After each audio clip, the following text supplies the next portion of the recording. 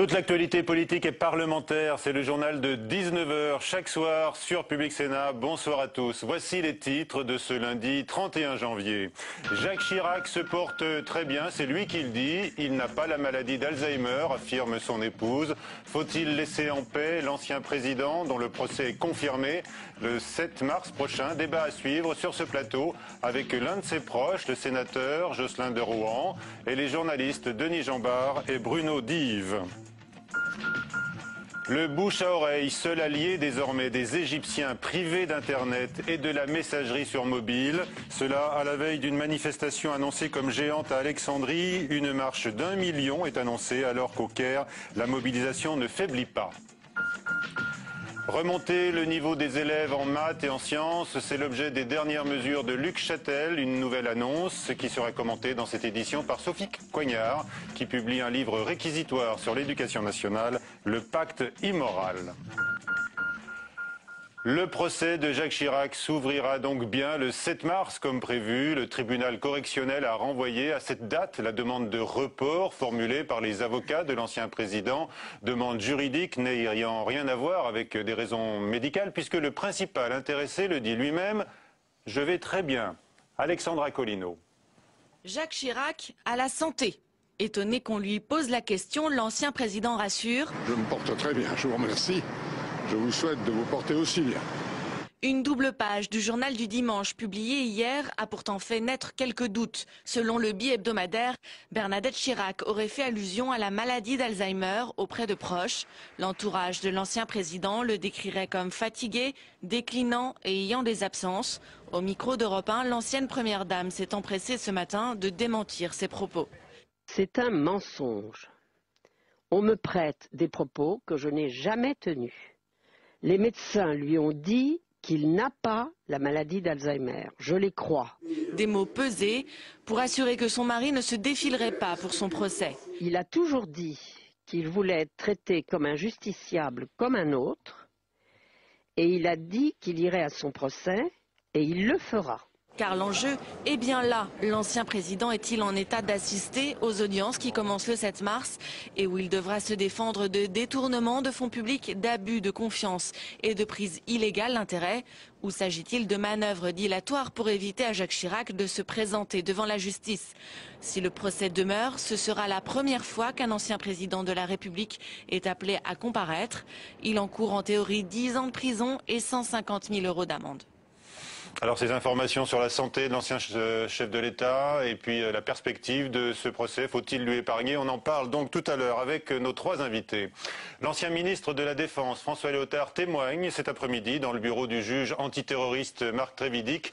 Dans une tribune publiée par Rue 89, François Léotard, négociateur du contrat d'armement avec le Pakistan, estime que l'arrêt du versement des commissions est une décision qui a été prise avec une grande légèreté par Jacques Chirac. Par ailleurs, notons que la Cour d'appel de Paris a refusé aujourd'hui la constitution de partie civile des familles de victimes de l'attentat de Karachi dans le volet qui concerne les soupçons de corruption. Lionel Jospin, 1 heure durant à l'Élysée à la mi-journée pour évoquer avec Nicolas Sarkozy les priorités de la présidence française des G8 et G20. Jean-Pierre Raffarin et Dominique de Villepin, ancien Premier ministre, devraient lui succéder dans les semaines qui viennent. Un office de suivi des délinquants sexuels et violents va être créé d'ici 15 jours, annoncent les ministres Hortefeux et Mercier. C'est la suite de la disparition de la jeune Laetitia à Pornic, une défaillance de la chaîne pénale dans le suivi du suspect est évoquée. La réaction sceptique de François Chérec, le secrétaire général de la CFDT.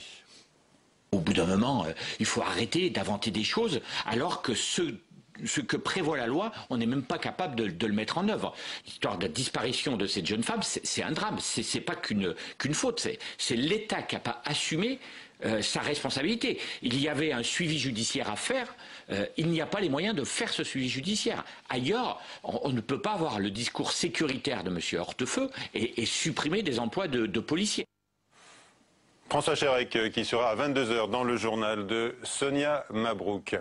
Les CRS restent mobilisés contre la fermeture programmée de certaines de leurs compagnies. Les arrêts de travail collectifs au prétexte d'arrêt maladie se sont multipliés ces derniers jours et devraient s'amplifier, disent les syndicats de police qui n'excluent pas une paralysie des services. La transition démocratique en Égypte, désormais ouvertement réclamée par les ministres européens des Affaires étrangères, alors qu'Hosni Moubarak installe un nouveau gouvernement. Aujourd'hui, la pression ne se relâche pas. Nouvelle marée humaine au Caire, malgré la suspension du trafic des trains, malgré également le couvre-feu, avec des gens qui continuent d'affluer ce soir. Et demain, une marche géante est donc annoncée à Alexandrie. Aurélien Romano.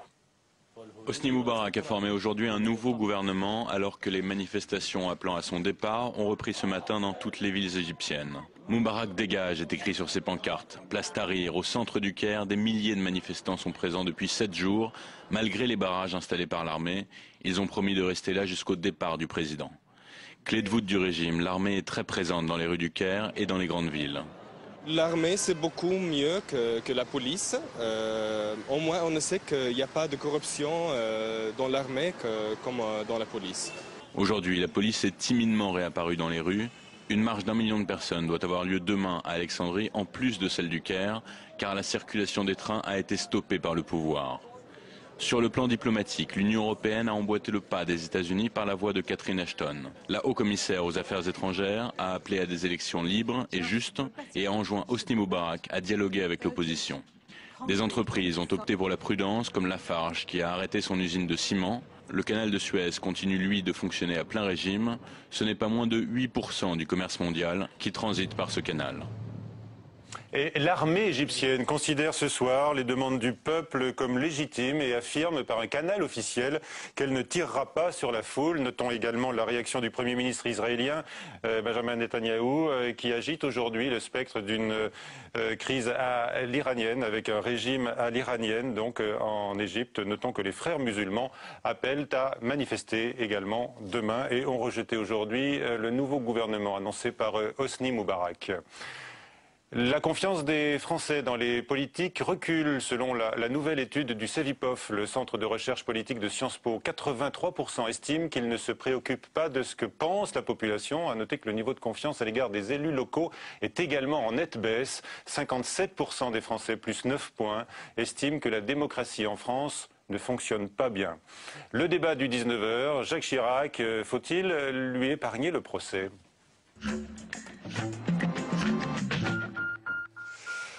Nos invités, donc, Josselin Drouin, sénateur UMP du Morbihan et président de la commission des affaires étrangères. Et comme président du groupe UMP au Sénat, vous avez eu, à l'époque où Jacques Chirac était à l'Élysée, des échanges quasi quotidiens avec lui, hein, on peut le dire. Enfin, très fréquent. Très, très fréquent. Avec nous également Denis Jambard, journaliste et auteur de portraits crachés, parmi lesquels on trouve celui de Jacques Chirac. Hein, vous racontez certaines de vos entrevues avec lui. Vous n'êtes pas tendre, même si vous avez un doute avant de conclure hein, oui, le chapitre. Un post-scriptum, parce que j'avais apprécié ses mémoires et donc je me suis interrogé sur... Dans ces portraits, je livre la vérité, ma vérité sur des personnages. Je ne prétends pas que ça soit la vérité. Et effectivement, j'avais été assez troublé. Néanmoins, je m'en tiens à mon diagnostic. D'accord. Vous vous demandez si vous n'avez pas été trop injuste. Enfin, vous y reviendrez un peu plus tard. Et puis Bruno Dive est avec nous également, journaliste à Sud-Ouest. Vous vous apprêtez à faire paraître le dernier Chirac, hein, celui de l'après-Élysée. Peut-être que vous pouvez déjà témoigner sur sa santé aujourd'hui. Moi, je peux témoigner sur la semaine dernière où je l'ai vu parce que j'ai pu assister aux vœux qu'il a fait auprès de ses amis et je l'ai trouvé, j'entendais les rumeurs déjà depuis le début de l'année, je l'ai trouvé relativement en forme.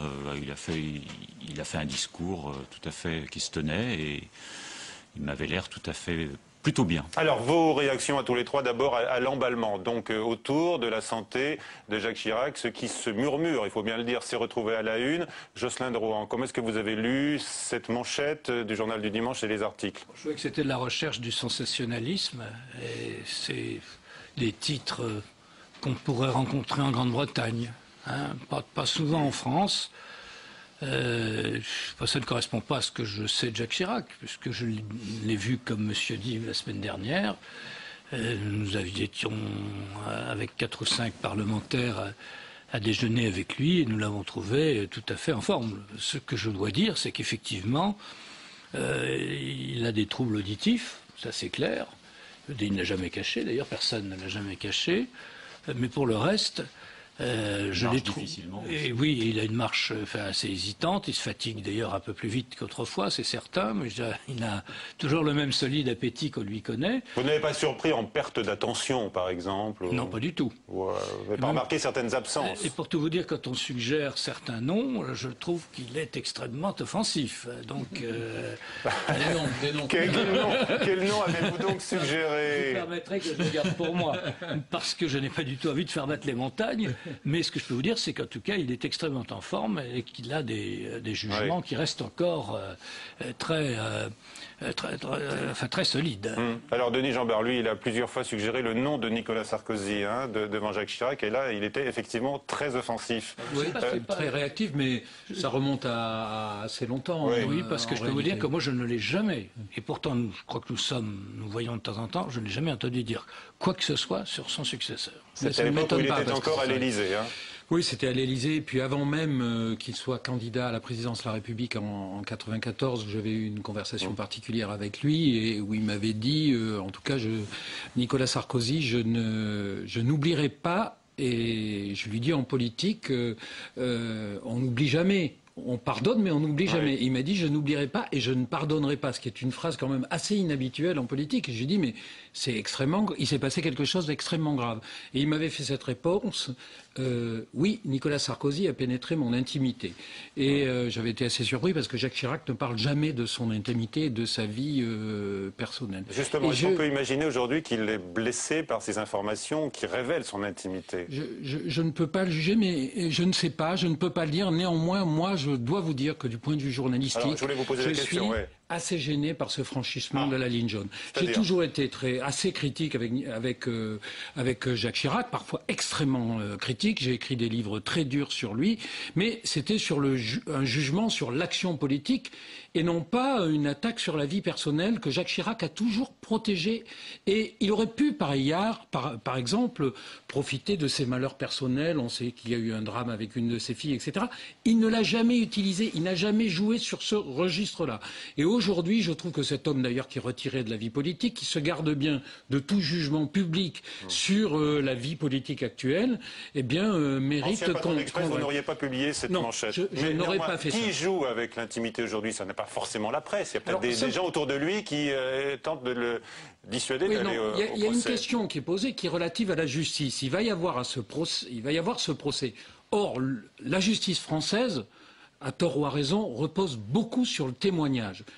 Est-ce que le témoignage de Jacques Chirac sera valide compte tenu de son état de santé? Mais ça ne relève pas de nous. Ça relève des experts en psychiatrie judiciaire, etc. Ça ne relève pas de la presse. C'est une question qui peut être posée si en effet il y a un problème de santé.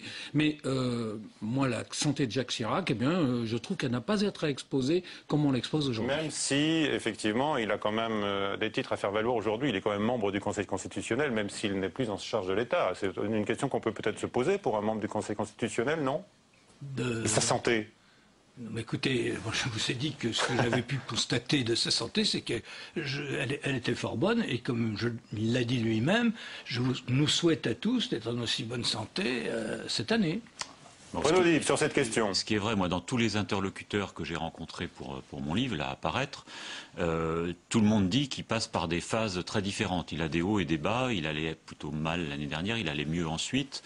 Il est possible aussi que cette perspective du procès qui le mine depuis qu'il est à l'Élysée, d'ailleurs, qui le poursuit, puisse contribuer à son affaiblissement. Il n'est pas impossible non plus que cette rumeur de la maladie, fondée ou non, je ne sais pas, puisse être exploitée par une partie de son entourage, pas par M. Drouhan, mais par d'autres, pour justement lui permettre d'échapper à ce procès. Parce qu'il y a quand même la volonté d'une partie de l'entourage, et notamment de Mme Chirac depuis très longtemps, d'éviter à Jacques Chirac la tenue de ce procès. Et on l'a bien vu encore ce matin, ils ont demandé, enfin ses avocats ont demandé à ce qu'il soit reporté. Il n'est pas pour ça. Pour d'autres raisons, parce qu'ils se sont fondés... Monsieur Live, c'est toute la question, justement. C'est que ça n'était pas pour des raisons de santé. Ce que j'essaie d'expliquer, Monsieur Drouhan, c'est... Je vous renvoie à ce qu'a dit Mme Chirac elle-même, c'est que Jacques Chirac demandait à affronter les juges. Je sais et qu'il en était capable. Donc ça, c'est... Pour le reste, la demande qui a été faite par les avocats portait sur un tout autre sujet. Elle portait sur ce que je veux vous dire, c'est qu'il peut y avoir... Sur une partie civile, oui. Il y a plusieurs moyens, il peut y avoir plusieurs idées, plusieurs initiatives pour essayer d'éviter ce procès. Vous confirmez que Jacques Chirac veut aller au procès? Oui. Il vous l'a dit? Oui. Hein, il relève ce défi-là. Il est prêt à affronter les juges parce qu'il estime qu'il a la capacité de se défendre, qu'il a des choses à dire. Quel est votre sentiment à vous? Certains estiment qu'il faudrait lui épargner le procès. Certains disent on est loin après les faits, 15 ans après les faits, ou alors on s'attaque à un pan de notre patrimoine national. C'est ce qu'écrivait par exemple dans le Télégramme ce matin Christine Claire. Je déplore qu'un homme qui a rendu les services qu'il a rendus à son pays soit amené à s'expliquer devant cette juridiction pour des faits qui remontent à plus de 20 ans, dont on ne sait pas d'ailleurs s'ils sont établis. Mais les choses étant ce qu'elles sont, il faut qu'il l'affronte. Et je voudrais dire que j'ai été scandalisé et horrifié par les propos lamentables tenus par Madame Eva Joly, qui est candidate à la présidence de la République et qui a tenu des propos qui ne sont même pas au niveau d'un polémiste de bas étage. Elle a évoqué notamment Pinochet en disant que lui aussi avait évoqué des raisons de santé pour qui cherchait des excuses échapper à son procès. Pour échapper à son procès. Jamais Jacques Chirac n'a cherché une seconde à se soustraire à ses juges. Il fera face et j'espère bien qu'il les convaincra que ce procès n'a pas lieu d'être. Et votre avis, sur la pertinence de ce procès, du Chirac justiciable aujourd'hui? Je crois que c'est son intérêt, puis c'est la loi. Il y a eu une parenthèse de 12 ans liée à la présidence de la République. Il est redevenu un citoyen ordinaire. Il est confronté à la justice et il ira. Et je trouve qu'il a raison de choisir d'y aller et de ne pas éviter cette épreuve-là, parce que c'est une épreuve. Simplement, ce qu'on peut regretter, c'est la lenteur de la justice, en effet. Mais ça, c'est un autre sujet qui ne concerne pas Jacques Chirac. On aura mis bien des années, en effet, pour examiner des faits qui auraient pu être examinés avant même qu'il soit élu président de la République. Renaud Dive. Oui, non, ce que je voulais dire, c'est que moi je pense aussi que Jacques Chirac aurait intérêt à mettre ça derrière lui, à se débarrasser de cette épreuve, et je pense qu'il serait beaucoup plus libéré, c'est ce que d'ailleurs m'a dit un ancien ministre de la Justice, serait beaucoup plus libéré si ce procès était derrière lui. Donc il vaudrait mieux éviter, il a tout intérêt à ce que ça ait lieu le plus vite possible. Cela dit, je pense, vous avez dit Michel tout à l'heure que le procès aura bien lieu le 7 mars. Il va y avoir, c'est pas encore tout à fait sûr, il va y avoir une audience le 7 mars. Et le report demandé par Maître Veil sera examiné ce jour-là. À l'occasion de cette audience, et ça peut s'arrêter là. Ce qui peut aussi se produire, c'est que Jacques Chirac vienne le premier jour, décline son identité, fasse une déclaration, et après s'en remette à ses avocats. Je crois qu'il est tout à fait apte à venir à supporter cette épreuve du procès du premier jour. Je ne suis pas sûr qu'il soit, je ne suis pas médecin, mais je ne suis pas sûr qu'il soit en état de supporter 4 longues semaines de procès tous les jours. Dira, monsieur Dive, et c'est les juges qui apprécieront. Je ne veux pas croire que si on constate qu'il n'est pas en état de se défendre, on continue à faire le procès de la même manière. Mais pour l'instant, il est prêt à affronter ses juges. Tous les jours je crois que c'est un homme à qui on n'a jamais pu reprocher ni un manque de courage, ni la volonté de faire face. Et c'est aussi un homme digne. Et comme l'a fait remarquer tout à l'heure M. Jean Bart, c'est un homme pudique, qui ne fait pas étalage du tout de ses sentiments personnels. Et puis enfin, il y a une chose qui ne trompe pas, c'est les signaux qu'il reçoit des Français chaque fois qu'il se déplace quelque part. C'est un des hommes politiques restés les plus populaires. Mais ça n'a rien à voir avec la justice. Dans notre pays, ça n'a rien à voir avec la justice. Voilà. Mais c'est comme ça. Oui, parce que les Français ont un sentiment. Il est effectivement très populaire. Ça, j'y consacre une grande partie. Il y a tout un chapitre dans mon livre. Les sondages le montrent. Tout le prouve. C'est sorti en public, dans la rue. En même temps, il y a eu des sondages qui ont montré que les Français souhaitaient qui comparaissent devant la justice. Alors, personne n'est au-dessus des lois. Quand on a été président de la République, même si le procès qu'on vous fait, on le trouve injuste, on y va. Et ça a toujours été sa vision des choses. Et donc, je crois que même ses adversaires politiques, ou ceux qui l'ont été, le reconnaissent. Alors Denis Jean-Bart, est-ce qu'il n'y a pas un formidable paradoxe? Effectivement, Jacques Chirac a une cote incroyable, alors que vous aviez publié un précédent livre, c'était en 2005, qui était titré « Accusez Chirac, levez-vous ». C'était un procès politique. C'était une approche politique de la carrière de Jacques Chirac, et ça n'avait rien à voir avec les questions de santé ou les questions personnelles. C'était un jugement sur, entre guillemets, l'œuvre de Jacques Chirac. Votre jugement par rapport à celui des Français, quand vous écrivez là dans votre dernier livre, Portrait craché, que Jacques Chirac fut un prédateur sans projet, un opportuniste qui a fait de la politique sans croire un instant qu'il incarnait la France. Ah, Jocelyn de Rohan, il écoute ça. Il est scandalisé. Ça m'amuse. Non, mais voilà, je maintiens ce jugement. Je pense qu'en 2005, quand j'ai fait ce livre, j'ai été injuste sur deux sujets. Le premier, c'est le discours sur le Veldiv. Je ne l'ai pas évoqué, j'aurais dû l'évoquer. C'est un discours important. Qui est un discours important, je le reconnais. La deuxième chose, et qui renvoie à la conviction très personnelle de Jacques Chirac, c'est qu'en 81, si je me souviens bien, il n'y a eu que 4 ou 5 députés de droite qui ont voté l'abolition de la peine de mort. Jacques Chirac l'a voté, je dirais, contre son camp, contre son électorat. C'est pour moi les deux grands moments de sa vie politique. Vous ne lui tenez pas... Non, parce que je continue à assumer ça. J'ai eu de très longues discussions avec lui. J'étais contre le fait qu'il se dissocie des Américains comme il l'a fait. Mais c'est des discussions que j'ai eues avec lui. Il y a eu le traité de Maastricht aussi qu'il a voté contre l'avis de la majorité Absolument, de son en parti. 92, c'est lui qui a fait voter Maastricht. Oui, il ne s'était pas prononcé. Monsieur Jean. Voilà, non, mais ça je l'ai souligné. Mais... Et il s'interroge, je le répète, dans les dernières lignes de son portrait de Jacques Chirac sur la dureté, la férocité même de son trait. Hein, vous verrez ça. Être injuste, ça fait aussi partie des libertés de la presse. La question du nouvelobs.com aujourd'hui était: faut-il lui épargner le procès? Et vous avez répondu non à 78%. Bah, tout le monde est d'accord en tous les cas. Hein, vous écoutez, messieurs, autour de cette table. Jacques Chirac aussi. Et Jacques Chirac le premier. Merci, on verra ça quand même. Hein. On va regarder ce qui va se passer le 7 mars. Merci, messieurs. Dernière page du 19h. Accusez, levez-vous. Mais là, il est question de l'éducation nationale et de ce livre de Sophie Coignard, Le Pacte immoral, qui dénonce les réformes qui s'entassent. Et bien justement, celle du jour concerne l'enseignement des maths et des sciences en primaire. Simon Barbarie. Après l'illettrisme et les rythmes scolaires, Luc Châtel s'attaque à l'innumérisme. Le mot est barbare, mais sa définition est simple. Il s'agit de l'incapacité à réaliser des calculs dans la vie courante. Dans la ligne de mire de son combat contre l'échec scolaire, le ministre de l'Éducation compte bien redonner la bosse des maths aux élèves. Vous avez un tiers des élèves en CM2 qui maîtrisent mal les compétences fondamentales en matière de mathématiques, de calcul. Ça doit nous interpeller. Afin de damer le pion à cette aversion prononcée pour l'arithmétique chez certains écoliers, Luc Châtel veut développer la pratique du jeu d'échecs en école primaire. Cette méthode ludique s'accompagnera d'un retour aux fondamentaux, récitation des tables de multiplication et 15 à 20 minutes de calcul mental quotidien. Dès la rentrée prochaine, 400 collèges classés dans les zones les plus en difficulté verront leur enseignement scientifique regroupé. Les sciences physiques, la chimie, les sciences et vie de la Terre et la technologie seront enseignées par un seul et même professeur. Une expérimentation destinée à fluidifier la démarche scientifique. Ce nouveau dispositif en réponse donc au rapport PISA de l'OCDE publié en décembre dernier. La France se classait 27e sur 65 pour la culture scientifique et 22e pour les mathématiques. Bonsoir Sophie Coignard. Bonsoir. Alors voilà donc un nouveau plan donc de Luc Châtel après l'illettrisme, vous en parlez dans votre livre, après l'apprentissage des langues dès la maternelle, il en a parlé il y a quelques jours. Voici les sciences et les maths qui font l'objet d'un traitement particulier. Comment est-ce que vous accueillez ces mesures ?